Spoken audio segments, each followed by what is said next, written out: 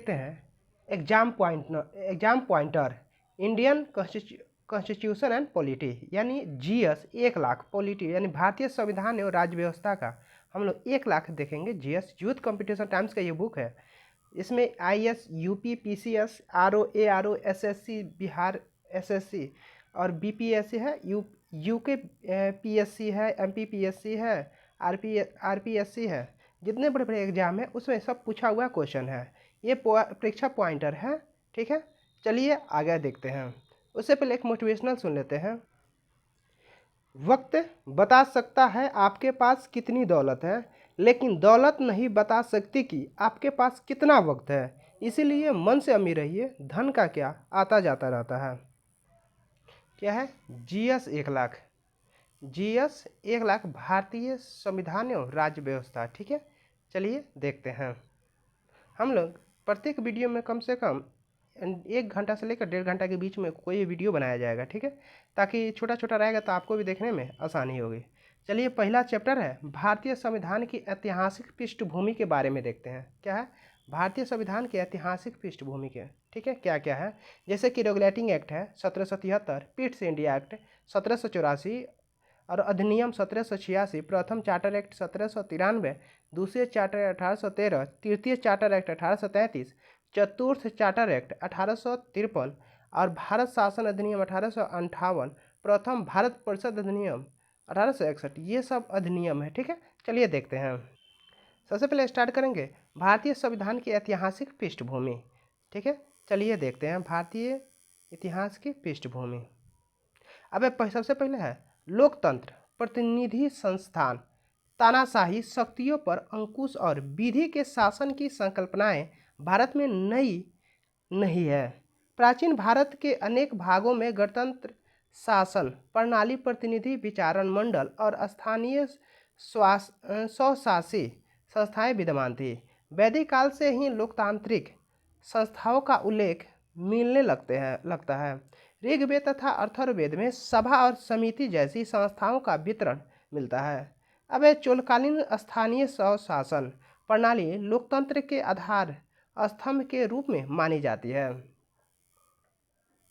ठीक है, अब 31 दिसंबर 1600 ईस्वी को लंदन के कुछ व्यापारियों द्वारा स्थापित की गई कि ईस्ट इंडिया कंपनी ने महारानी एलिजाबेथ से शाही चार्टर प्राप्त कर भारत तथा दक्षिण पूर्व एशिया के कुछ क्षेत्रों के साथ व्यापार करने का एकाधिकार प्राप्त कर लिया है। अब प्लासी का युद्ध 1757 में कंपनी की विजय के साथ ही भारत में अंग्रेजी शासन की नींव पड़ी थी। अब रेगुलेटिंग एक्ट 1773 से भारत में कंपनी के प्रशासन पर ब्रिटिश संसदीय नियंत्रण के प्रयासों की शुरुआत हुई। ठीक है, अब देखते हैं हम लोग भारतीय संवैधानिक विकास। सबसे पहले आया रेगुलेटिंग एक्ट, तब आया पिट्स इंडिया एक्ट 1784, उसके बाद फिर से आया अधिनियम 1786, उसके बाद चार्टर एक्ट 1793, उसके बाद चार्टर एक्ट 1813, उसके बाद चार्टर एक्ट 1833, उसके बाद चार्टर एक्ट 1853, उसके बाद भारत शासन अधिनियम 1858, उसके बाद भारत परिषद अधिनियम 1861। ठीक है, यही अधिनियम भारत परिषद अधिनियम 1892 में लाया गया और ये भारत परिषद अधिनियम 1909 आया। ठीक है, उसके बाद भारत शासन अधिनियम 1919, उसके बाद भारत शासन अधिनियम 1935, उसके बाद भारत स्वतंत्रता अधिनियम 1947 लाया गया। चलिए इसके बारे में विस्तार से पढ़ते हैं। सबसे पहले है रेगुलेटिंग एक्ट 1773 के बारे में। उस समय क्या क्या हुआ था देख लेते हैं। भारत में एक सुनिश्चित शासन प्रणाली को आरंभ करने वाला अधिनियम था। कौन? Regulating act 1773। रेगुलेटिंग एक्ट किस वर्ष लागू हुआ था? 1774 ईस्वी में। बंगाल प्रेसिडेंसी के शासन हेतु एक गवर्नर जनरल की नियुक्ति किस अधिनियम के तहत की गई थी? रेगुलेटिंग एक्ट 1773 के तहत। 1773 के रेगुलेटिंग एक्ट के अंतर्गत किन अन्य प्रेसिडेंसियों को बंगाल प्रेसिडेंसी के अधीन कर दिया गया था? मद्रास तथा मुंबई प्रेसिडेंसी को। अब किस अधिनियम के द्वारा बंगाल के गवर्नर को बंगाल का गवर्नर जनरल बना दिया गया था? Regulating act 1773। रेगुलेटिंग एक्ट 1773 द्वारा गठित गवर्नर जनरल की परिषद की सदस्य संख्या कितनी थी? 4। कितनी है? 4। बंगाल का प्रथम गवर्नर जनरल किसे बनाया गया था? वारेन हेस्टिंग्स को। वह अधिनियम जिसके अंतर्गत भारत में सर्वप्रथम सर्वोच्च न्यायालय स्थापित किया गया था? Regulating act 1773। अब रेगुलेटिंग एक्ट 1773 द्वारा सर्वप्रथम कहाँ एक सर्वोच्च न्यायालय की स्थापना की गई थी? कलकत्ता में। कहाँ की गई है? कलकत्ता में। अब रेगुलेटिंग एक्ट 1773 द्वारा स्थापित सर्वोच्च न्यायालय में न्यायाधीशों की संख्या कितनी थी? कितनी थी? 4। एक मुख्य न्यायाधीश तथा 3 अन्य न्यायाधीश। ठीक है। अब रेगुलेटिंग एक्ट 1773 द्वारा स्थापित सर्वोच्च न्यायालय की अधिकारिता क्षेत्र में सभी विषय थे, शामिल विषय थे कितने? सिविल, आपराधिक, नौसैनिक मामलों में। 1773 के रेगुलेटिंग एक्ट द्वारा स्थापित सर्वोच्च न्यायालय के निर्णयों के विरुद्ध अपील हो सकती थी प्रिवी काउंसिल में। कहाँ हो सकती थी? प्रिवी काउंसिल में। अब रेगुलेटिंग एक्ट 1773 के में की त्रुटियों को परिमार्जन हेतु किस अधिनियम को पारित किया गया था? एक्ट ऑफ सेटलमेंट 1781 ईस्वी। किस अधिनियम के द्वारा ईस्ट इंडिया कंपनी मामलों को देखने के लिए बोर्ड ऑफ डायरेक्टर की स्थापना हुई थी? Regulating act 1773। Pitt's India act 1784 के बारे में जानते हैं। किस अधिनियम द्वारा ईस्ट इंडिया कंपनी के व्यापारिक तथा राजनीतिक कार्यों को पृथक कर दिया गया था? पिट्स इंडिया एक्ट 1784 के द्वारा। अब पिट्स इंडिया एक्ट 1784 के अंतर्गत ईस्ट इंडिया कंपनी राजनीतिक नियंत्रण एवं निरीक्षण हेतु किस संस्था की स्थापना की थी? बोर्ड ऑफ कंट्रोल नियंत्रक मंडल को। ठीक है। अब आगे देखते हैं।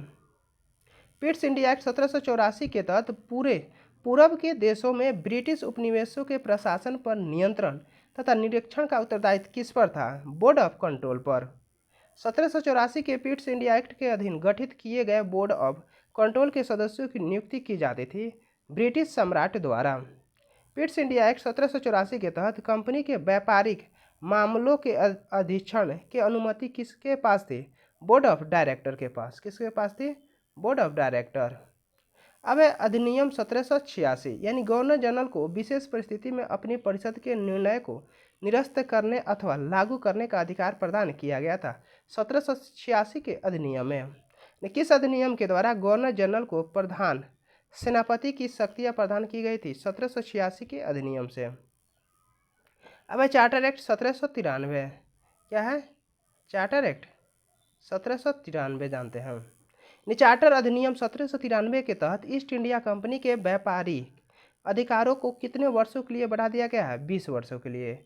अब किस चार्टर के द्वारा नियंत्रण मंडल बोर्ड ऑफ कंट्रोल के सदस्यों को भारत के राजस्व से वेतन देने का प्रावधान किया गया था? 1793 का चार्टर अधिनियम के द्वारा।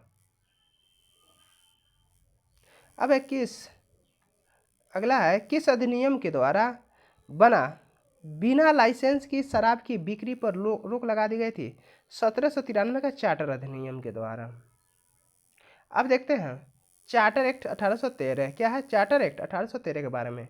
किस चार्टर द्वारा सभी अंग्रेज व्यापारियों को भारत से व्यापार की छूट प्रदान करने का उपबंध किया गया था? 1813 के चार्टर द्वारा।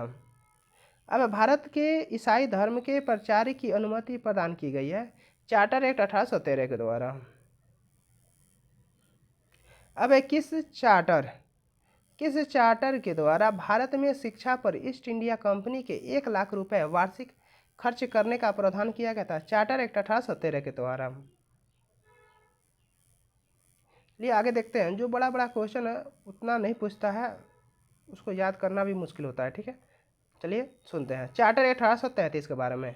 अब ईस्ट इंडिया कंपनी के सभी वाणिज्यिक एकाधिकार कब समाप्त कर दिया गया था? चार्टर एक्ट 1833 के द्वारा। किस अधिनियम द्वारा बंगाल के गवर्नर जनरल को संपूर्ण भारत का गवर्नर जनरल बना दिया गया था? 1833 का चार्टर एक्ट के द्वारा। भारत के प्रथम गवर्नर जनरल थे लॉर्ड विलियम बेंटिक। भारत के प्रथम गवर्नर जनरल कौन थे? Lord William Bentinck. वह चार्टर जिसने मुंबई तथा मद्रास की परिषदों की विधि निर्मात्री शक्ति समाप्त कर दिया था। कौन? 1813 का चार्टर एक्ट। अब किस चार्टर एक्ट के द्वारा यह सुनिश्चित किया गया कि भारतीय क्षेत्र का प्रशासन अब ब्रिटिश सम्राट के नाम से किया जाएगा? चार्टर 1833 के द्वारा। अब किस चार्टर एक्ट के द्वारा भारत में दास प्रथा के गैर कानूनी घोषित कर दिया गया था? चार्टर 1833 के द्वारा।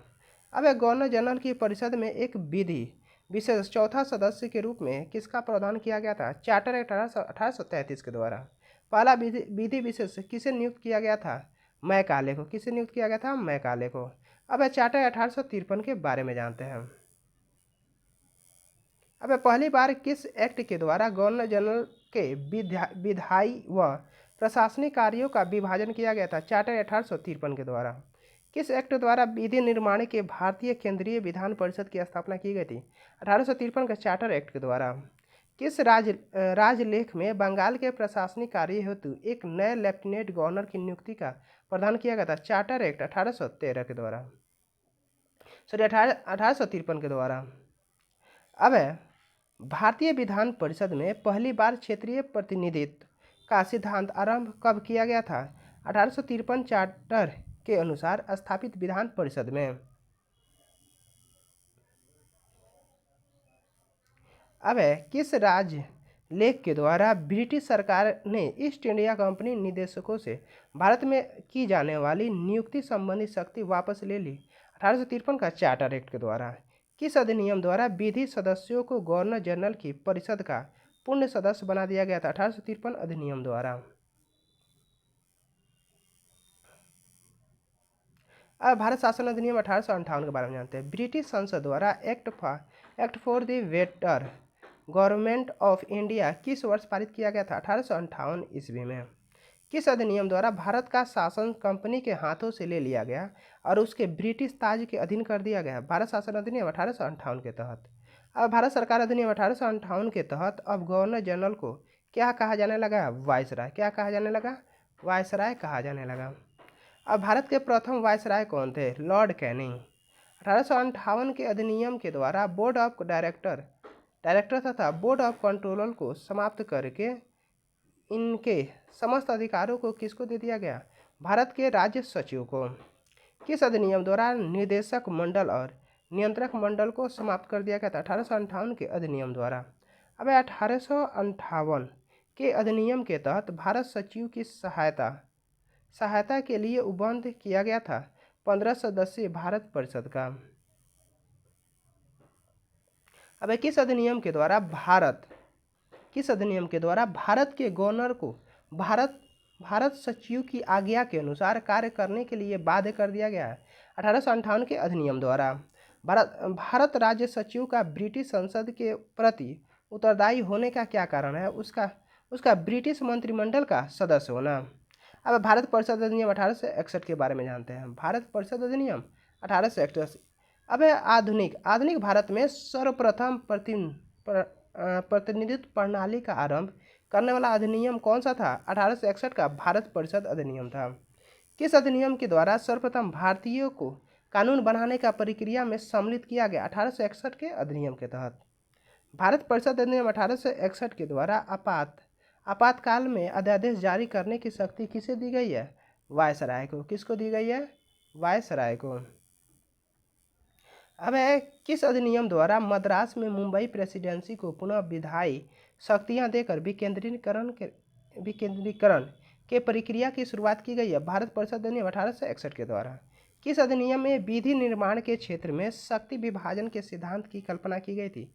भारतीय परिषद अधिनियम 1861 ईस्वी के तहत। अब 1861 के भारत परिषद अधिनियम द्वारा वायसराय की परिषद को कानून बनाने की शक्ति प्रदान की गई, जिसके तहत लॉर्ड कैनिंग ने शुरुआत की विभागीय प्रणाली की। किसकी शुरुआत की है? विभागीय प्रणाली की। चलिए आगे देखते हैं। 1800, ये बड़ा है। भारतीय परिषद अधिनियम 1861 द्वारा वायसराय की कार्यकारी परिषद में सम्मिलित किए जाने वाले अतिरिक्त सदस्यों का कार्यकाल था कितने वर्ष? 2 वर्ष। अब भारतीय परिषद अधिनियम 1861 के अंतर्गत प्रांतों में स्थापित की गई विधान परिषदें थी बंगाल 1862 ईस्वी, उत्तर पश्चिम सीमा प्रांत 1866 ईस्वी, पंजाब 1897 ईस्वी। अब वायसराय की कार्यकारी परिषद में विधि सदस्यों को किस रूप में सम्मिलित किया गया था? 5वें सदस्य के रूप में। अब वायसराय को परिषद के कार्य संचालन हेतु नियमों तथा आदेशों के निर्माण का अधिकार किस अधिनियम द्वारा किया गया था? 1861 के भारत परिषद अधिनियम द्वारा। अब वह अधिनियम जिसमें भविष्य की प्रतिनिधि सरकार के शुभारंभ का प्रथम प्रयास था, भारत परिषद अधिनियम 1861। वायसराय को अपनी परिषद के सदस्यों में कार्य विभाजन, पोर्टफोलियो या विभागों का बंटवारा का अधिकार दिया गया, भारत परिषद अधिनियम 1861 के द्वारा। अब भारत परिषद अधिनियम 1861 के अधीन गठित वायसराय की कार्यकारिणी परिषद में प्रशासनिक सेवा सदस्यों की संख्या कितनी थी? 3। अब किस अधिनियम ने मद्रास तथा मुंबई प्रांतों की विधानसभाओं को विधि निर्माण हेतु सशक्त किया था? भारत परिषद अधिनियम 1861 के तहत। अब भारतीय परिषद अधिनियम 1892 के तहत जानते हैं। केंद्रीय विधान परिषद सहित वायसराय को अतिरिक्त सदस्यों के मनोनयन का अधिकार किस अधिनियम द्वारा किया गया था? भारत परिषद अधिनियम 1892 के तहत। केंद्रीय विधान परिषद में मनोनीत किए जाने वाले अतिरिक्त सदस्यों की संख्या निर्धारित की गई थी, न्यूनतम 10 तथा अधिकतम 16 की गई थी। अब बम्बई तथा मद्रास की परिषदों में गवर्नर जनरल द्वारा नियुक्त किए जाने वाले अतिरिक्त सदस्यों की संख्या निर्धारित की गई है, न्यूनतम 8 तथा अधिकतम 20 अतिरिक्त सदस्य। बंगाल प्रांत के परिषदों में गवर्नर द्वारा नियुक्त किए जाने वाले अतिरिक्त सदस्यों की संख्या कितनी निश्चित की गई है? अधिकतम 20 सदस्य। केंद्रीय विधान परिषद में अतिरिक्त सदस्यों का निर्धारण कितना, कार्यकाल कितना था? 2 वर्ष। कितना है? 2 वर्ष है। अब केंद्रीय विधान परिषद में अतिरिक्त सदस्यों का निर्वाचन हेतु कौन सी रीति अपनाई गई थी? परोक्ष निर्वाचन रीति को अपनाई गई है। अब किस अधिनियम द्वारा केंद्रीय तथा प्रांतीय दोनों विधान परिषदों के सदस्यों को बजट पर बहस करने एवं प्रश्न पूछने का अधिकार दिया गया था? भारतीय परिषद अधिनियम 1892 के द्वारा। अब 1892 के अधिनियम के अंतर्गत नवीन विधि निर्माण के तहत प्रांतीय व्यवस्थापिका सभाओं के लिए अनिवार्य था गवर्नर जनरल वायसराय की पूर्ण स्वीकृति। अब आगे देखते हैं अगला क्वेश्चन। 1892 के अधिनियम के अधीन प्रांतीय परिषद के अतिरिक्त सदस्यों का चुनाव किया जाता था विश्वविद्यालय, नगर पालिका, जिला परिषद, व्यापार संघ, जमींदारों आदि की सिफारिशों पर।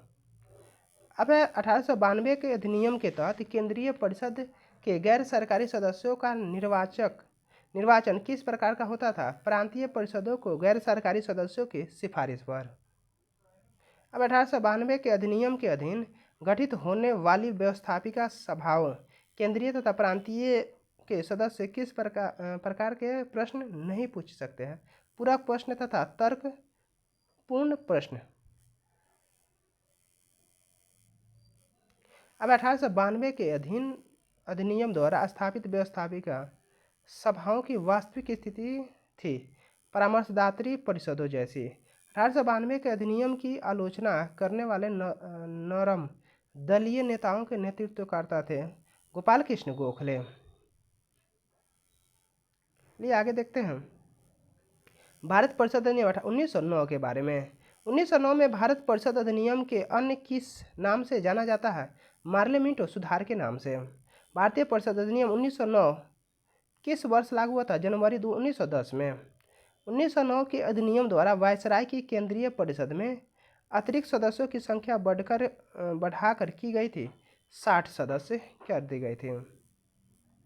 अब 1909 के अधिनियम द्वारा वायसराय की परिषद की कुल सदस्य संख्या कितनी हो गई थी? 69 सदस्य हो गए थे।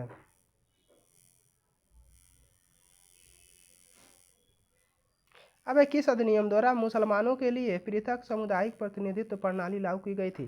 भारतीय परिषद अधिनियम 1909 के द्वारा।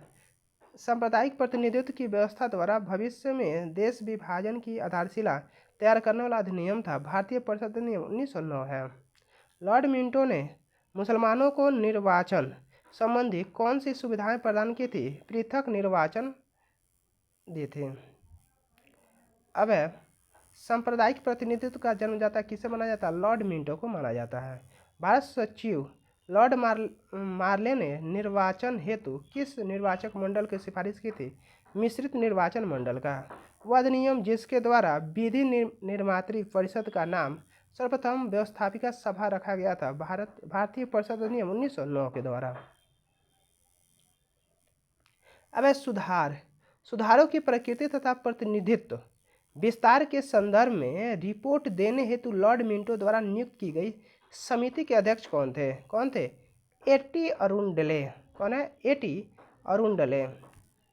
अब भारतीय परिषद अधिनियम 1909 के तहत वायसराय की कार्यकारी परिषद में किसे प्रथम भारतीय सदस्य के रूप में नियुक्त किया गया था? सत्येंद्र प्रसाद सिन्हा को। केंद्रीय एवं प्रांतीय व्यवस्थापिका सभाओं की व्यवस्था और शक्तियों के विस्तार का अधिनियम था 1909 भारत परिषद अधिनियम।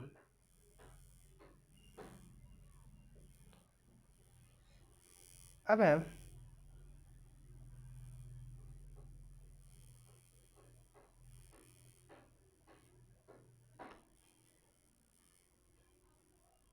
1909 के परिषद कानून के अनुसार विशिष्ट निर्वाचक क्षेत्रों की कितनी श्रेणियां थी?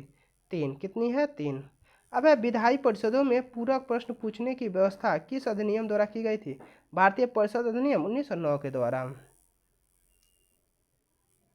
अब है विधायी परिषदों में लोकहित के विषयों को प्रस्तुत करने का अधिकार देने वाला अधिनियम था। भारतीय परिषद अधिनियम 1909 है।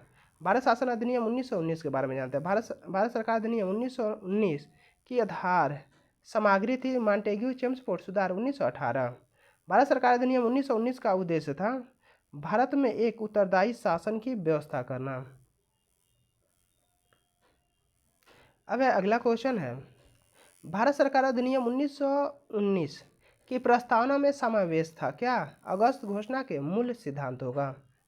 ब्रिटिश संसद में भारत सरकार अधिनियम 1919 का पारित किया गया था दिसंबर 1919 में। भारत सरकार अधिनियम 1919 लागू हुआ था 3 जनवरी 1921 को। भारत सरकार अधिनियम 1919 ने प्रांतों में उत्तरदायी सरकार की स्थापना के लिए किस प्रणाली को अपनाया था? द्वैध शासन प्रणाली को अपनाया था। अब 1919 अधिनियम के अंतर्गत प्रांतीय कार्यकारिणी परिषद की शक्तियों का विभाजन कितने भागों में किया गया था? 2 भागों में, आरक्षित तथा हस्तांतरित विषय में। अब हस्तांतरित विषय पर राज्य के गवर्नर किसकी सलाह पर कार्य करते थे? मंत्रियों के सलाह पर। आरक्षित विषयों पर राज्य के गवर्नर किसकी सलाह पर कार्य करते थे? कार्यकारी परिषद की सलाह पर। अब पहली बार किस अधिनियम के द्वारा केंद्रीय और प्रांतीय विषयों को विभाजन किया गया? भारत सरकार अधिनियम 1919 के तहत।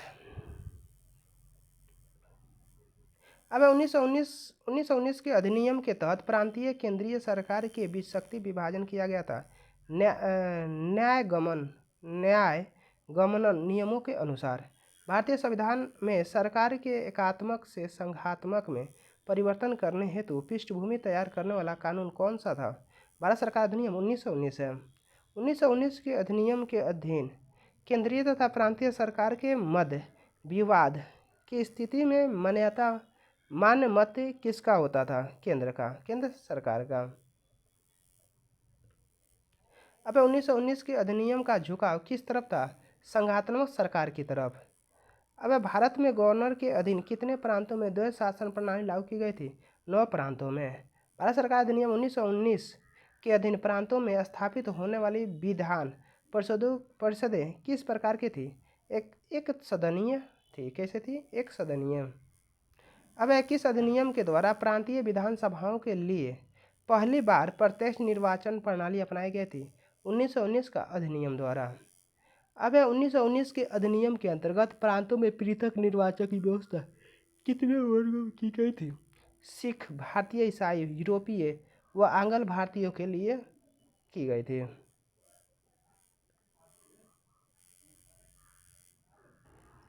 अब 1919 के अधिनियम के द्वारा प्रांतीय विधान परिषदों में दलित वर्ग, श्रमिक आदि के प्रतिनिधित्व देने के लिए व्यवस्था की गई थी मनोनयन के द्वारा। भारत सरकार अधिनियम 1919 में प्रांतीय विधानसभा के निर्वाचन हेतु मतदान की शर्तें किस प्रकार अधिनियम निर्धारित की गई थी? अलग अलग प्रांतों के लिए अलग अलग। अब प्रांतीय विधान मंडलों को प्रांतीय विषयों पर विधि बनाने का अधिकार किस अधिनियम के द्वारा दिया गया था? भारत सरकार अधिनियम 1919 के द्वारा। अब किस अधिनियम द्वारा प्रतिवर्ष विधानमंडल के समक्ष बजट प्रस्तुत किया जाना अनिवार्य कर दिया गया? 1919 के अधिनियम के द्वारा। भारत सरकार अधिनियम 1919 के द्वारा प्रांतीय विधानसभा का कार्यकाल निर्धारित किया गया था 3 वर्ष के लिए। 1919 के अधिनियम के अंतर्गत प्रांतीय विधानसभा का सत्र बुलाने, स्थगित करने अथवा भंग करने की शक्ति निहित थी गवर्नर में। किसमें है? गवर्नर में। अब अगला क्वेश्चन है, किस प्रांत में द्वैत शासन प्रणाली के संतोषजनक ढंग से कार्य किया गया था? पंजाब में। अब मंत्री गवर्नर के प्रसाद पर्यंत ही पद पर रह सकेगा, यह व्यवस्था किस अधिनियम द्वारा की गई थी? भारत सरकार अधिनियम 1919 के द्वारा। भारत सरकार अधिनियम 1919 के अंतर्गत गवर्नर द्वारा अध्यादेश जारी किए जाने हेतु वांछित शर्त क्या थी? वायसराय की अनुमति। अब किस अधिनियम द्वारा केंद्र में प्रथम बार द्विसदनीय विधानसभा स्थापित की गई? तो 1919 के अधिनियम द्वारा।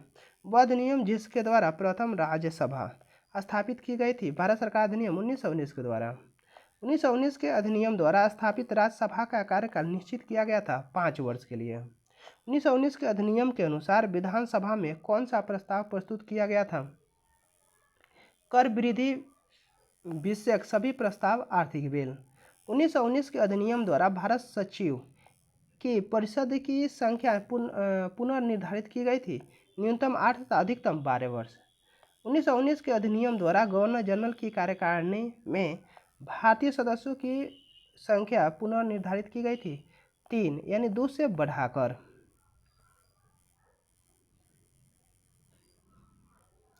अब 1919 के अधिनियम के अनुसार किन विषयों पर भारतीय परिषद का मत अति आवश्यक था? आय व्यय तथा अखिल भारतीय सेवा संबंधी नियम के तहत। अब किस अधिनियम द्वारा लंदन में भारत के उच्चायुक्त के कार्यालय का सृजन किया गया था? 1919 के भारत सरकार अधिनियम द्वारा। अब किस अधिनियम द्वारा प्रावधान किया गया कि केंद्रीय बजट एवं प्रांतीय बजट अलग पेश होंगे? भारत सरकार अधिनियम 1919 के द्वारा। अब किस अधिनियम के द्वारा पहली बार एक लोक सेवा आयोग की स्थापना की गई थी? भारत सरकार अधिनियम 1919 के द्वारा। अब भारत सरकार अधिनियम 1919 के अधीन केंद्रीय सरकार में विहित विषय थे नाविक सेना, बाह्य संबंध, भारतीय राजाओं से संबंध, रेलवे, डाक तथा तार, मुद्रा, ऋण, आय के साधन, फौजदारी तथा दीवानी कानून, अखिल भारतीय सेवाएं आदि। अब भारतीय सरकार अधिनियम 1919 के अधीन प्रांतीय सरकार निहित विषय थे स्थानीय स्वशासन, शिक्षा, स्वास्थ्य, कृषि, उद्योग,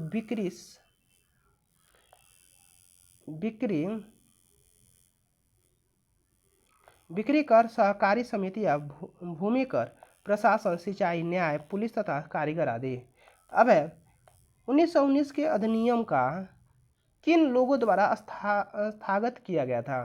कांग्रेस के मध्य वर्गीयों द्वारा। अब मुंडी मैन समिति किस लिए गठित की गई थी? 1919 के अधिनियम के जांच करने के हेतु। अब भारत का गवर्नर जनरल राज भी करता है और शासन भी। यह कथन संबंधित है 1919 के अधिनियम द्वारा गवर्नर जनरल को दिए गए विशेषाधिकारों के संदर्भ में। अब किसने कहा था कि 1919 का अधिनियम भारतीयों के लिए बेड़ियों का नया जाल था? सुभाष चंद्र बोस ने। किसका कथन है कि चेम्सफोर्ड सुधार भारत के आर्थिक शोषण तथा उसे परतंत्र बनाए रखने की प्रक्रिया के ही अंग थे? महात्मा गांधी का। भारत शासन अधिनियम 1935 भारत के उत्तरदायित्व शासन की स्थापना के संदर्भ में अंतिम महत्वपूर्ण अधिनियम कौन सा था? भारत सरकार अधिनियम 1935। ब्रिटिश संसद में भारत शासन अधिनियम 1935 का पारित किया गया था अगस्त 1935 में। भारत शासन अधिनियम 1935 की प्रमुख विशेषता क्या थी? भारत में सर्वप्रथम संघात्मक सरकार की स्थापना, प्रांतों में स्वायत्तता शासन की स्थापना, केंद्र में द्वैध शासन। अब भारत शासन अधिनियम 1935 के अंतर्गत अपशिष्ट शक्तियां केंद्रित थी गवर्नर जनरल वायसराय में। किस अधिनियम के द्वारा अंग्रेजों ने अखिल भारतीय शब्द प्रस्तावित किया था? भारत सरकार अधिनियम 1935 के द्वारा। अब भारत शासन अधिनियम 1935 में विषय विभाजन किया गया था संघ सूची, राज्य सूची और समवर्ती सूची में।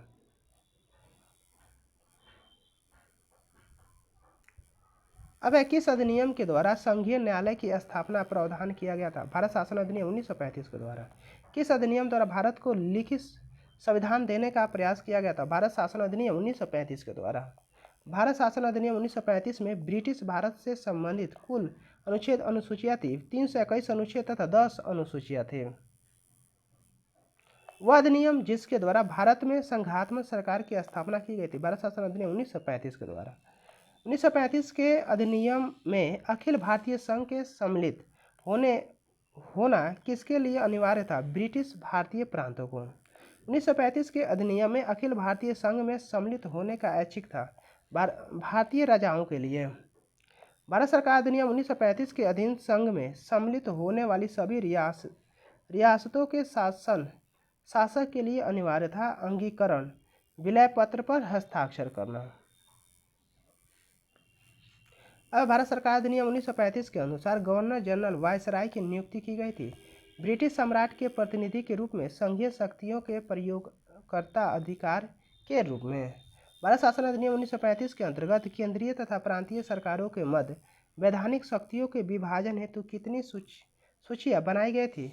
3 संघ सूची, 59 विषय, प्रांतीय सूची 54 विषय, समवर्ती सूची 36 विषय।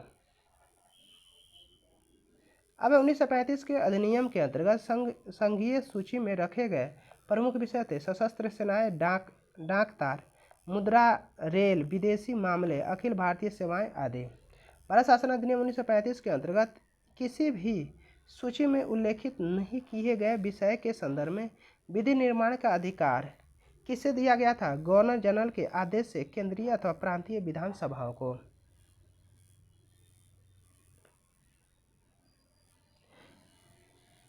अब भारत सरकार अधिनियम 1935 के अंतर्गत केंद्रीय कार्यपालिका के आरक्षित विषयों का प्रशासन किया जाता है गवर्नर जनरल तथा उसकी 3 सदस्यीय परिषद द्वारा।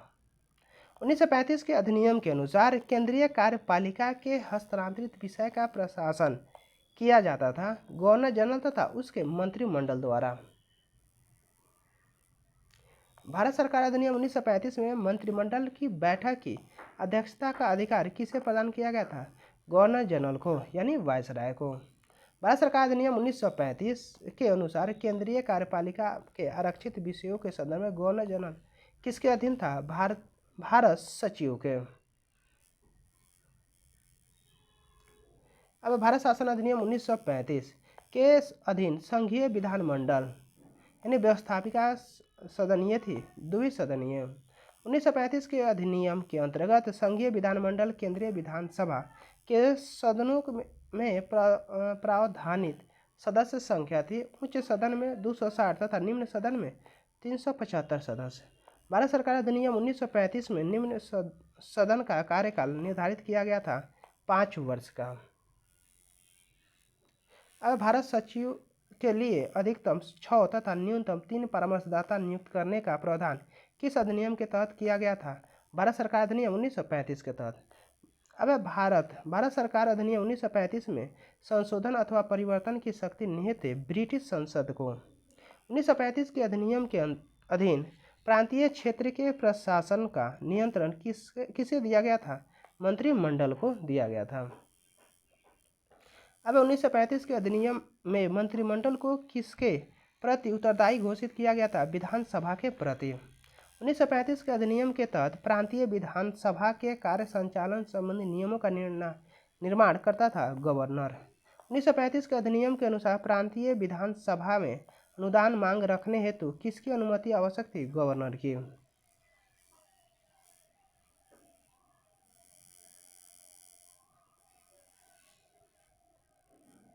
अब 1935 के अधिनियम के द्वारा किन प्रांतों में द्विसदनीय विधानमंडल की व्यवस्था की गई थी? बंगाल, बिहार, असम, मुंबई, मद्रास तथा संयुक्त प्रांत उत्तर प्रदेश।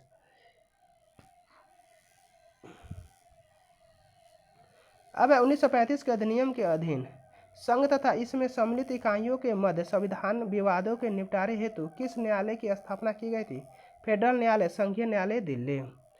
संघ सरकार द्वारा राज्यों को आदेश देने का विचार भारत के संविधान निर्माताओं में किस अधिनियम से प्राप्त किया गया है? 1935 के भारतीय अधिनियम से। अब 1935 के अधिनियम द्वारा स्थापित होने वाले फेडरल न्यायालय में न्यायाधीशों की संख्या थी, एक मुख्य न्यायाधीश तथा 2 अन्य न्यायाधीश है। 1935 के अधिनियम के अंतर्गत स्थापित फेडरल न्यायालय के न्यायाधीशों की नियुक्ति किसके द्वारा की जाती थी? ब्रिटिश सम्राट द्वारा की जाती थी। अब 1935 के अधिनियम के अधीन स्थापित फेडरल न्यायालय के न्यायाधीशों की सेवानिवृत्ति की आयु निर्धारित की गई थी 65 वर्ष। 1935 के अधिनियम द्वारा स्थापित फेडरल न्यायालय को प्राप्त अधिकारिता थी प्रारंभिक अपीलीय तथा परामर्शदात्री अधिकारिता। 1935 के अधिनियम के अंतर्गत गठित फेडरल न्यायालय के निर्णय के विरुद्ध अपील की जा सकती है प्रीवी काउंसिल में। कहाँ की जा सकती थी? प्रीवी काउंसिल में। किस अधिनियम के द्वारा संवैधानिक निरंकुशता का सिद्धांत प्रवर्तित किया गया? भारत सरकार अधिनियम 1935 के द्वारा। किस अधिनियम के द्वारा वर्मा तथा अदन को भारत के शासन से पृथक कर दिया? भारत सरकार अधिनियम 1935 के द्वारा।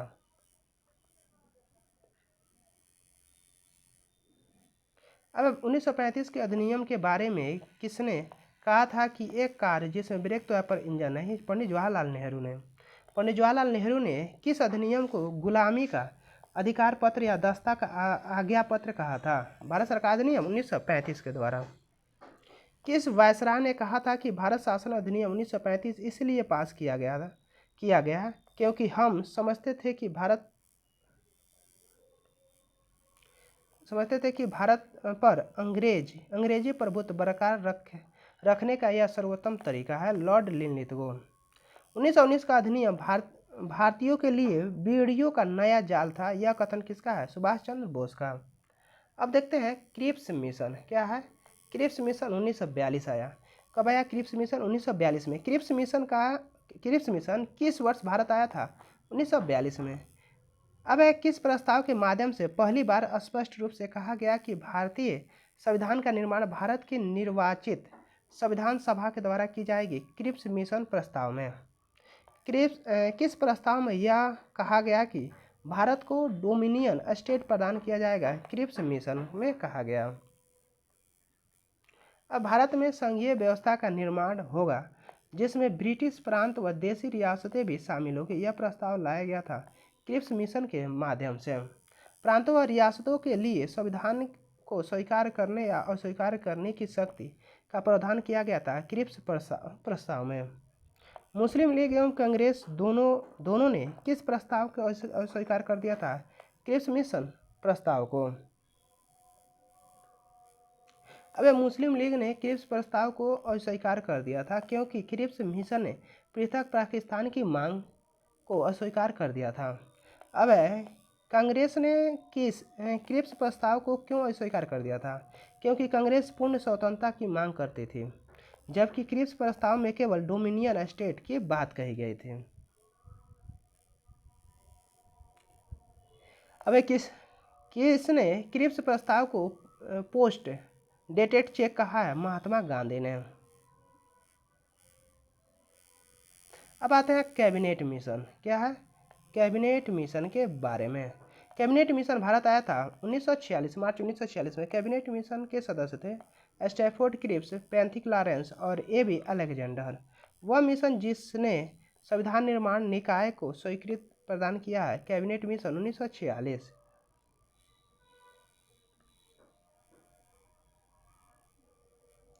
अब कैबिनेट मिशन द्वारा निर्धारित संविधान निर्माण सभा की कुल सदस्य 389 में ब्रिटिश भारत को आवंटित की गई सीटों की संख्या कितनी थी? 296। कैबिनेट मिशन द्वारा निर्धारित संविधान सभा में चीफ कमिश्नर क्षेत्रों को कितने प्रतिनिधि शामिल थे? 4। अब कैबिनेट मिशन द्वारा निर्धारित संविधान निर्माण सभा में देशी रियासतों से लिए जाने वाले प्रतिनिधियों की संख्या थी 93। अब कैबिनेट मिशन योजना के तहत देशी रियासतों के प्रतिनिधियों के चयन का प्रावधान किया गया था रियासतों के प्रमुखों द्वारा। अब भारत में अंतरिम सरकार का गठन के बारे में। भारत में अंतरिम सरकार का गठन किस प्रस्ताव के माध्यम से किया गया था? कैबिनेट मिशन प्रस्ताव के माध्यम से किया गया था। अब भारत में प्रथम अंतरिम सरकार की घोषणा कब की गई थी? 24 अगस्त 1946 को। कैबिनेट मिशन योजना के तहत कितने सदस्यीय अंतरिम सरकार के गठन का प्रावधान किया गया था? 14। 6 कांग्रेस को, 5 मुस्लिम लीग, 1 एंग्लो इंडिया, 1 सिख, 1 पारसी। जवाहरलाल नेहरू के नेतृत्व में 12 सदस्यीय अंतरिम मंत्रिमंडल का गठन किया गया था 2 सितंबर 1946 को। अब अंतरिम सरकार के पुनर्गठन के बाद मुस्लिम लीग के कितने प्रतिनिधियों को मंत्रिमंडल में शामिल किया गया था? 5। कितना किया गया? 5 किया गया। अब अंतरिम सरकार 1946, जवाहरलाल नेहरू उपाध्यक्ष, विदेश व राष्ट्रमंडल मामले में। अब सरदार वल्लभ भाई पटेल गृह, सूचना प्रसारण विभाग व रियासत के मंत्री थे। लियाकत अली खान मुस्लिम लीग के लिए वित्त विभाग के लिए है। बलदेव सिंह रक्षा मंत्री है। जॉन मथाई उद्योग और आपूर्ति विभाग मंत्री है। सी राजगोपालचारी शिक्षा मंत्री है। अब गजनफर अली मुस्लिम लीग स्वास्थ्य विभाग के मंत्री थे। जोगेंद्र नाथ मंडल मुस्लिम लीग के विधि विभाग के मंत्री थे। CH भाभा कार्य, खान एवं बंदरगाह मंत्री कौन थे? CH भाभा। डॉक्टर राजेंद्र प्रसाद को खाद्य एवं कृषि विभाग के मंत्री बनाया डॉक्टर राजेंद्र प्रसाद को। अरुण आसफ अली को रेलवे विभाग के मंत्री बनाया गया था। जगजीवन राम को श्रम विभाग के मंत्री बनाया गया था। आई चुंदीकर को वाणिज्य विभाग के मंत्री बनाया गया था। और अब्दुल रब निस्तार को डाक एवं संचार मंत्री बनाया गया था। अब भारत स्वतंत्रता अधिनियम 1947 के बारे में जानते हैं। भारतीय स्वतंत्रता विधेयक ब्रिटिश संसद में कब प्रस्तुत किया गया था? 4 जुलाई 1947 को। कब किया गया था? 4 जुलाई 1947 को। भारतीय स्वतंत्रता विधेयक हाउस ऑफ लॉर्ड में किस तिथि को पारित किया गया था? 16 जुलाई 1947 को। भारतीय स्वतंत्रता विधेयक को ब्रिटिश सम्राट ने कब स्वीकृति प्रदान की थी? 18 जुलाई 1947 को। 18 जुलाई 1947 को। भारतीय स्वतंत्रता अधिनियम प्रभावी हुआ था 15 अगस्त 1947 को। कब हुआ था? 15 अगस्त 1947 को। अब भारत सचिव या भारत मंत्री पद किस अधिनियम के द्वारा समाप्त कर दिया गया था? 1947 के भारतीय स्वतंत्रता अधिनियम द्वारा। किस अधिनियम के द्वारा गवर्नर और गवर्नर जनरल का पद केवल संवैधानिक प्रावधान रह गया? भारतीय स्वतंत्रता अधिनियम 1947 के तहत। भारतीय स्वतंत्रता अधिनियम किस योजना पर आधारित था? माउंटबेटन योजना पर आधारित था। अब किस कांग्रेस सदस्य ने माउंटबेटन योजना को अस्वीकार कर दिया था? मौलाना अबुल कलाम आजाद ने। भारतीय विभाजन के समय भारत का वायसराय कौन था? लॉर्ड माउंटबेटन था। कौन था? Lord Mountbatten. अब स्वतंत्र भारत का पहला मंत्रिमंडल 1947। स्वतंत्र भारत का पहला मंत्रिमंडल कब हुआ था? 1947 में। जवाहरलाल नेहरू प्रधानमंत्री बने। राष्ट्रमंडल तथा विदेशी मामलों के वैज्ञानिक शोध बने। सरदार वल्लभ भाई पटेल गृह मंत्री, सूचना और प्रसारण मंत्री, राज्यों के मामले के मंत्री बने। डॉक्टर राजेंद्र प्रसाद खाद्य एवं कृषि विभाग के मंत्री बने। मौलाना अबुल कलाम आजाद जो कि शिक्षा मंत्री बने। डॉक्टर BR अम्बेडकर विधि मंत्री बने। डॉक्टर जॉन मथाई रेलवे एवं परिवहन मंत्री बने। अब जगजीवन राम श्रम मंत्री बने। सरदार बलदेव सिंह रक्षा मंत्री बने। डॉक्टर श्याम प्रसाद मुखर्जी उद्योग और आपूर्ति मंत्री बने। RK षणमुखम सेठी वित्त मंत्री बनाया गया। राजकुमारी अमृता कौर को स्वास्थ्य मंत्री बनाया गया। CH भाभा को वाणिज्य मंत्री बनाया गया। रफ़ी अहमद किदवई को संचार मंत्री बनाया गया। NV गाडगिल को कार्य एवं खान एवं ऊर्जा मंत्री बनाया गया। अब स्मरणीय तथ्य 1600 ईस्वी का राजलेख चार्टर 31 दिसंबर 1600 ईस्वी में हुआ था। रेगुलेटिंग एक्ट 1773 में हुआ था। एक्ट ऑफ सेटलमेंट 1781 में हुआ था। पिट्स इंडिया एक्ट 1784 में हुआ था। 1786 का अधिनियम 1786 में हुआ था। प्रथम चार्टर एक्ट 1793 में हुआ था। दूसरी चार्टर एक्ट 1813 में हुआ था। तृतीय चार्टर एक्ट 1833 में हुआ था। चतुर्थ चार्टर एक्ट 1853 में हुआ था। भारत सरकार अधिनियम 1858 में हुआ था। प्रथम भारत परिषद अधिनियम 1861 में हुआ था। द्वितीय भारत परिषद अधिनियम 1892 में हुआ था। तृतीय भारत परिषद अधिनियम मार्लिमेंटो सुधार 1909 में हुआ था। भारत सरकार अधिनियम मॉन्टेगो चेम्सफोर्ड सुधार 1919 में हुआ था। साइमन कमीशन आयोग का गठन नवंबर 1927 में हुआ था। भारत सरकार अधिनियम 1935 में हुआ था। अगस्त प्रस्ताव 1940 में हुआ था। क्रिप्स मिशन 1942 में हुआ था। बेबेल योजना 14 जून 1945 को हुआ था। शिमला सम्मेलन 25 जून से 14 जुलाई 1945 को हुआ था। कैबिनेट मिशन मार्च 1946 को हुआ था। माउंटबेटन योजना 3 जुलाई 1947 को हुआ था।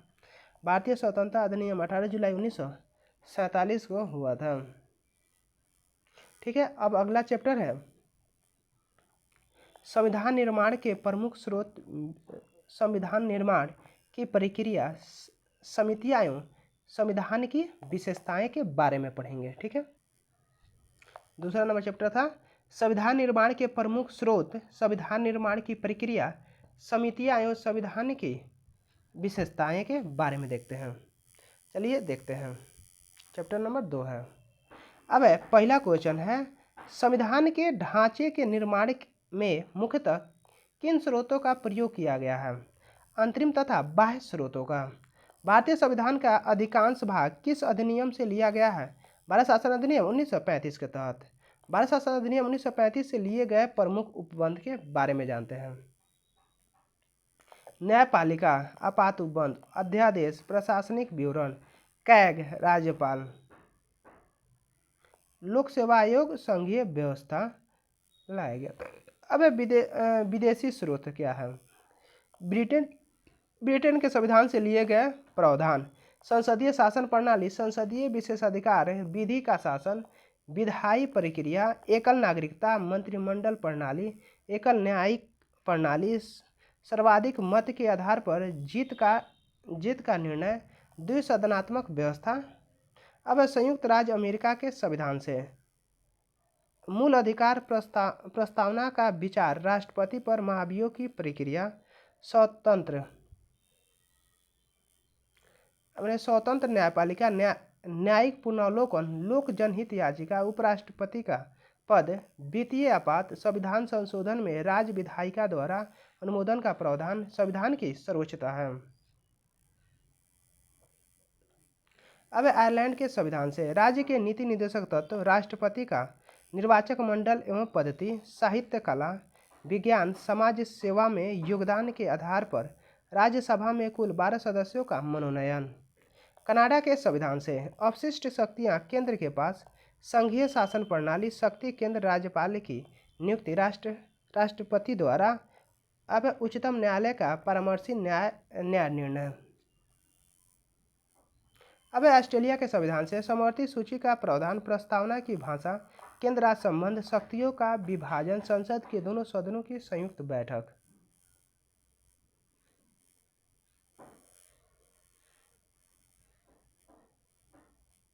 अब है दक्षिण अफ्रीका के संविधान से संविधान संशोधन की प्रक्रिया, राज्यसभा के सदस्यों का निर्वाचन।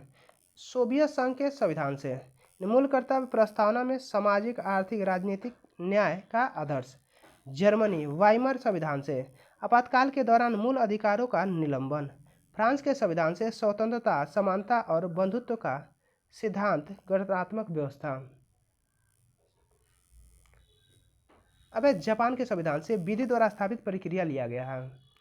अब न्यायिक पुनर्वलोकन की व्यवस्था की गई थी भारत व यूएसए दोनों में। कौन सा लक्षण भारतीय परिसंघ और अमेरिकी परिसंघ में समान रूप से पाया जाता है? संविधान के निर्वाचन के लिए उच्चतम न्यायालय की व्यवस्था को। अब राज्यसभा के गठन में प्रतिभा, अनुभव एवं सेवा के प्रतिनिधित्व देने हेतु भारतीय संविधान निर्माता किस देश के संविधान से प्रभावित है? आयरिश गणतंत्र से। राष्ट्रपति के विचारार्थ राज्यपाल द्वारा विधेयक सुरक्षित रखने का प्रावधान किस देश के संविधान से लिया गया? कनाडा के संविधान से। अब संविधान निर्माण प्रक्रिया और संविधान सभा के बारे में जानते हैं। भारत की संविधान सभा का उल्लेख सर्वप्रथम किसने किया था? 1922 में महात्मा गांधी ने। भारतीयों की तरफ से संविधान सभा की सर्वप्रथम मांग कब की गई थी? स्वराज पार्टी द्वारा मई 1934 में। अब मानवेंद्रनाथ राय MN राय ने भारत में संविधान सभा के गठन का विचार किस वर्ष रखा गया था? 1934 में। भारतीय राष्ट्रीय कांग्रेस ने पहली बार आधिकारिक रूप से संविधान सभा के गठन की मांग की गई थी मई 1935 में, स्वराज पार्टी के बाद में। संविधान सभा के निर्माण हेतु वयस्क मताधिकार का विचार प्रस्तुत किया गया था जवाहरलाल नेहरू द्वारा 1938 में। ब्रिटिश सरकार ने सर्वप्रथम संविधान सभा की मांग को आधिकारिक रूप से कब स्वीकार किया था? 1940 ईस्वी को अगस्त प्रस्ताव में।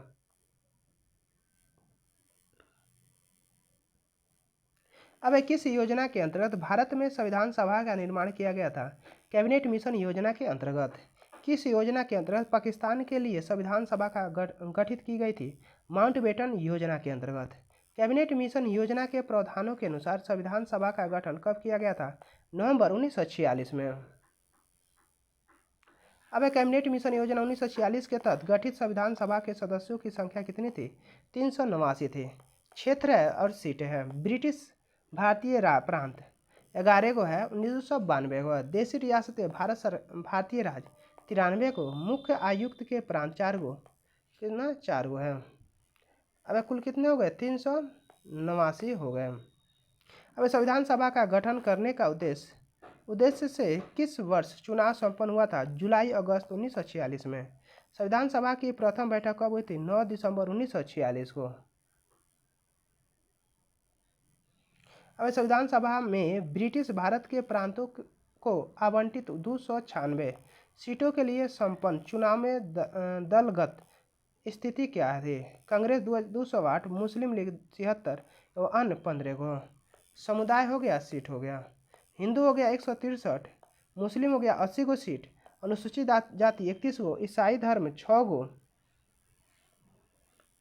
पिछड़ी जनजातियाँ 6 को, सिख 4 को, एंग्लो इंडिया 3 को, पारसी 3 को। कुल कितने सीट हो गए? 296 को सीट हो गए। अब संविधान सभा की पहली बैठक में उपस्थित कुल सदस्यों की संख्या कितनी थी? 211 थी।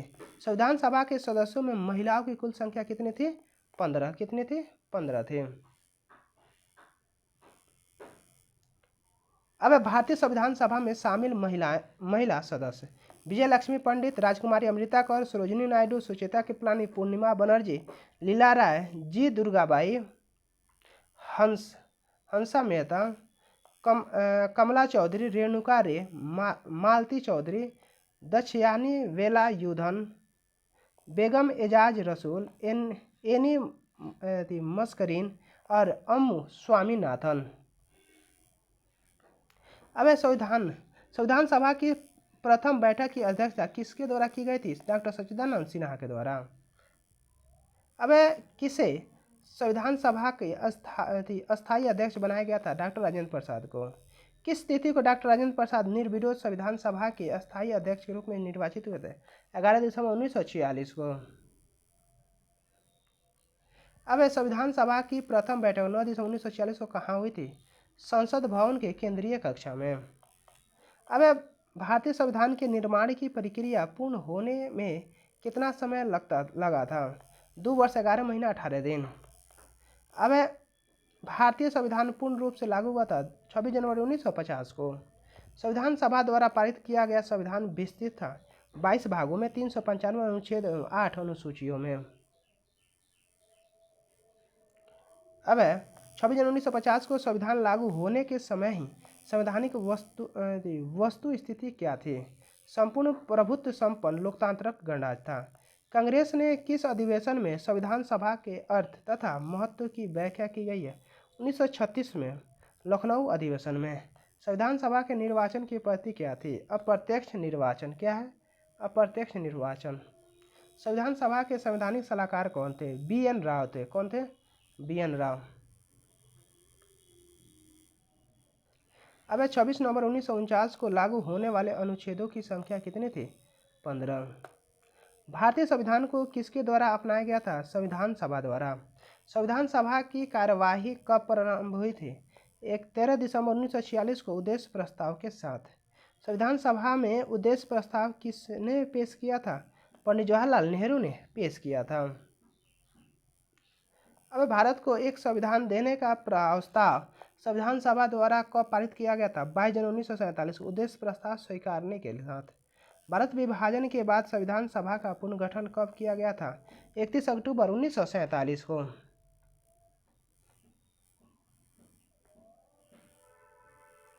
चलिए अगला क्वेश्चन देखते हैं। भारतीय संविधान को बनाने के लिए संविधान सभा के कुल कितने अधिवेशन हुए थे? 11।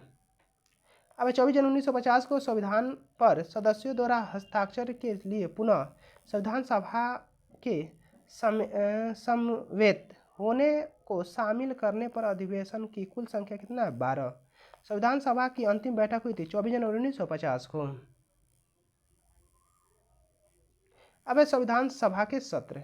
पहला सत्र 9 से 23 दिसंबर 1946 को, दूसरा सत्र 20 से 25 जनवरी 1947 को, तीसरा सत्र 28 अप्रैल से 2 मई 1947 को, चौथा सत्र 14 से 31 जुलाई 1947 को, पाँचवा सत्र 14 से 31 अगस्त 1947 को, छठा सत्र 27 जनवरी 1948 को, सातवां सत्र 4 नवंबर 1948 से 8 जनवरी 1949 तक, आठवां सत्र 16 मई से 16 जून 1949 तक, नौवां सत्र 30 जुलाई से 18 सितंबर 1949 तक, 10वां सत्र 6 से 17 अक्टूबर 1949 तक, 11वां सत्र 14 से 26 नवंबर 1949, यानी 11 सत्र हुए थे। अब संविधान सभा द्वारा भारतीय संविधान को कब स्वीकृत की गई थी? 26 नवंबर 1949 को। अब भारतीय संविधान को पारित करते समय संविधान सभा के उपस्थित सदस्यों की संख्या कितनी थी? 284। चलिए आगे देखते हैं।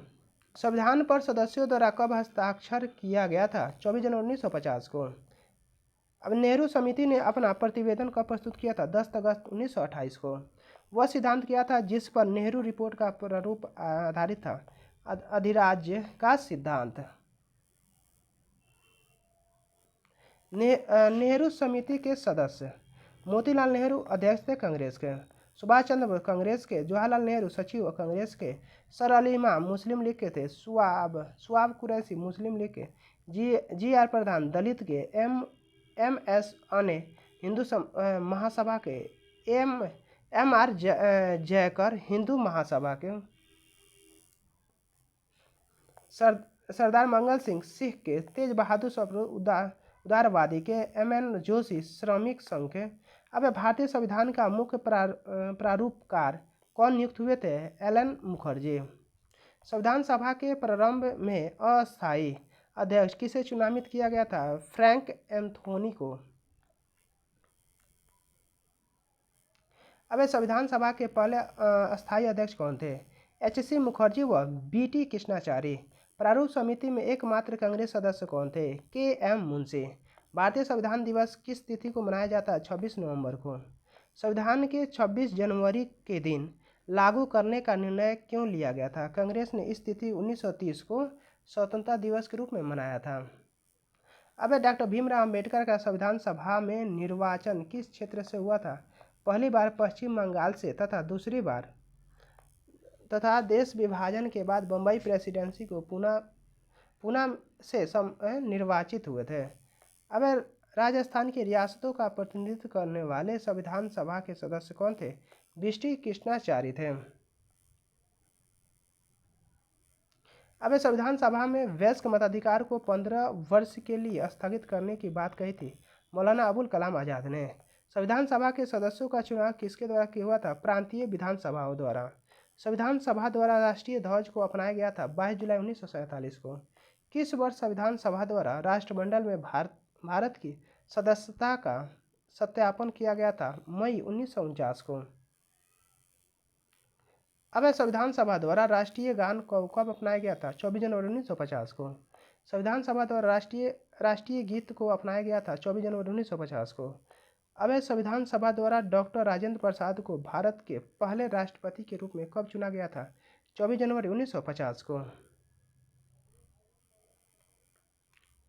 अब संविधान सभा की महत्वपूर्ण समितियां। समिति अध्यक्ष संघ शक्ति समिति जवाहरलाल नेहरू, संचालन समिति डॉक्टर राजेंद्र प्रसाद, मूल अधिकार अल्पसंख्यक अधिकारों से संबंधित परामर्श समिति वल्लभ भाई पटेल, मौलिक अधिकार व उप समिति जे.बी. कृपलानी, अल्पसंख्यक उप समिति एच.सी. मुखर्जी। अब संघीय संविधान समिति जवाहरलाल नेहरू, प्रांतीय संविधान समिति वल्लभ भाई पटेल, प्रारूप समिति डॉक्टर भीमराव अंबेडकर, प्रक्रिया नियम समिति राजेंद्र प्रसाद, कार्य संचालन समिति के.एम. मुंशी, राष्ट्रध्वज संबंधित अध्यक्ष समिति राजेंद्र प्रसाद, संविधान सभा के कार्यकारिणी संबंधी समिति जीवी मौलंकर है। राज्यों संबंधी समिति जवाहरलाल नेहरू। बिल एवं स्टॉक समिति डॉक्टर राजेंद्र प्रसाद। संविधान सभा के प्रारूप समिति का गठन किया गया था 29 अगस्त 1947 को। संविधान सभा के प्रारूप समिति के अध्यक्ष कौन थे? डॉक्टर भीमराव अंबेडकर। अब संविधान सभा के प्रारूप समिति में सम्मिलित सदस्यों की संख्या कितनी थी? 7। कितनी है? 7 है। अब संविधान सभा के सदन समिति के अध्यक्ष कौन थे? बी पट्टाभी सीतारामैया। अब झंडा समिति के अध्यक्ष कौन थे? डॉक्टर राजेंद्र प्रसाद। अब कुछ देखते हैं पॉइंट है। अब भीमराव अंबेडकर की अध्यक्षता में संविधान सभा के प्रारूप समिति में शामिल सदस्य अब एन गोपाल स्वामी अयंगर, के एम मुंशी, अलादी कृष्णा स्वामी अय्यर, मोहम्मद सादुतुल्लाह, बी एल मित्र। बाद में इनका स्थान एन माधव राव ने ले लिया एवं डी पी केतानी। इनकी मृत्यु के बाद टी टी कृष्णाचारी को शामिल किया गया। अब किस रियासत के प्रतिनिधि संविधान सभा में सम्मिलित नहीं हुए थे? हैदराबाद के नहीं हुए थे। अब जिस समिति ने संविधान सभा की अन्य समितियों द्वारा प्रस्तुत सिफारिशों पर विचार किया गया था? प्रारूप समिति ने। प्रारूप समिति द्वारा तैयार संविधान का प्रारूप संविधान सभा के अध्यक्ष को कब सौंपा गया था? 21 फरवरी 1948 को। अब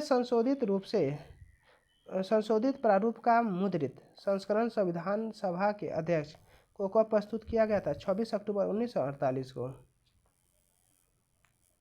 अब संविधान सभा कांग्रेस थी और कांग्रेस भारत, यह कथन किसका है? ग्रैनविले ऑस्टिन का। अब भारत की स्वतंत्रता के बाद भारतीय राष्ट्रीय कांग्रेस के एक राजनीतिक दल के रूप में भंग कर दिया जाना चाहिए, यह सुझाव दिया था महात्मा गांधी ने। अब प्रारूप समिति ने एक मौलिक प्रलेख तैयार करने के बजाय विधान परिषदों में एक व्यवहारिक प्रलेख तैयार करने की चेष्टा की, यह कथन है डॉक्टर भीमराव अंबेडकर का। संविधान के मूल विचारों में किसका कोई पेटेंट अधिकार नहीं है, यह कथन है डॉक्टर भीमराव अंबेडकर का। भारतीय संविधान का निर्माण अब विश्व के विभिन्न संविधानों को छानने के बाद किया गया था? डॉक्टर भीमराव अंबेडकर को। भारतीय संविधान विश्व का सबसे बड़ा विस्तृत संविधान है। आइवर जेनिंगसन। क्या है? आइवर जेनिंगसन। अब भारतीय संविधान वकीलों के लिए एक स्वर्ग माना जाता है। आइवर जेनिंगसन। भारतीय संविधान की कठोरता एवं लचीलेपन के मध्य एक अच्छा संतुलन स्थापित करता है। केसी व्हीलर। किसने भारतीय संविधान के अर्ध संघीय संविधान कहा है? केसी व्हीलर ने। किसने भारतीय संविधान के सहकारी संघवाद पर आधारित बताया है? ग्रैनविले ऑस्टिन ने। अब भारतीय संविधान के आधुनिक मनु की संज्ञा किसे दी गई है? डॉक्टर भीमराव अंबेडकर को। अब प्रारूप संविधान की जांच के लिए विशेष समिति के अध्यक्ष कौन थे? जवाहरलाल नेहरू।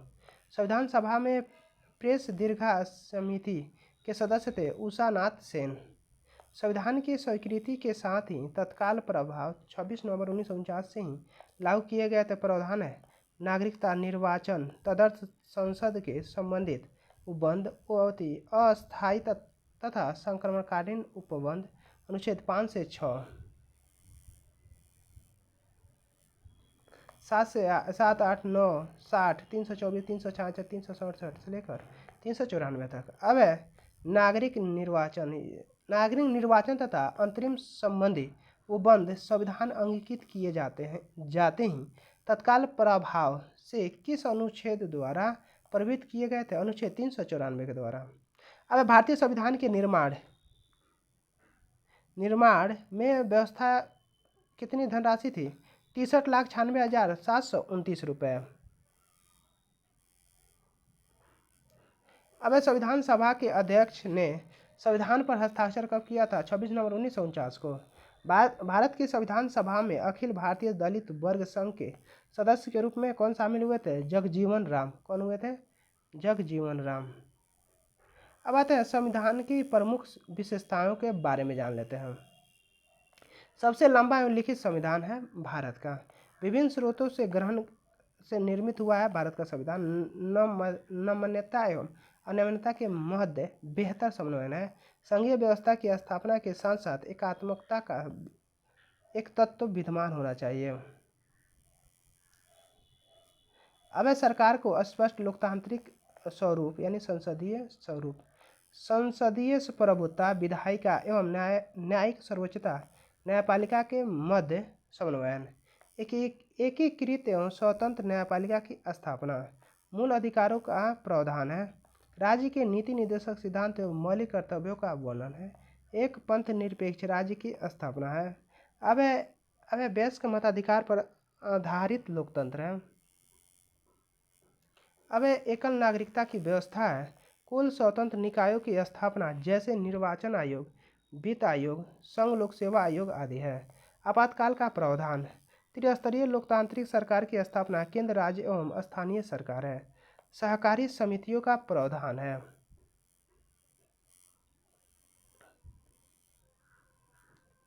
अब भारतीय संविधान की प्रमुख विशेषताएं। अब संघीय शासन प्रणाली, स्वतंत्र एवं निष्पक्ष न्यायपालिका, संसदीय प्रभुत्ता, न्यायिक सर्वोच्च का समन्वयन, नमनीयता एवं अनम्यता का मिश्रण, स्वतंत्र निकाय, सबसे लंबा लिखित संविधान है भारत का, त्रिस्तरीय शासन है, अल्पसंख्यक, अनुसूचित जाति, अनुसूचित जनजाति और विशिष्ट प्रावधान है, मूल कर्तव्य, मूल अधिकार, पंथ निरपेक्ष, आपातबंद, नीति निर्देशक तत्व, सार्वभौमिक वयस्क मताधिकार है। ठीक है, ये भारतीय संविधान की ये विशेषताएं था।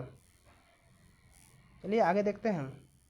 अब अगला चैप्टर है उद्देशिका यानी प्रस्तावना, जो कि अगला वीडियो में देखेंगे। Thank you for watching. Like, share and subscribe.